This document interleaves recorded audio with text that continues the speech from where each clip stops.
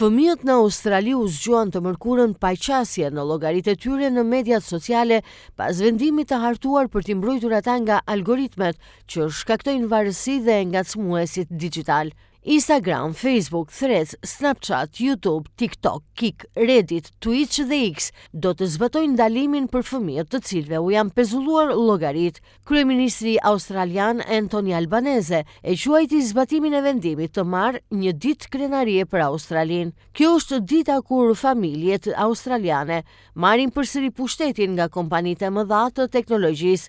Ato po kërkojnë të drejtën që fëmijët të jenë fëmijë e që prindrit të jenë më të qetë, tha Albanese.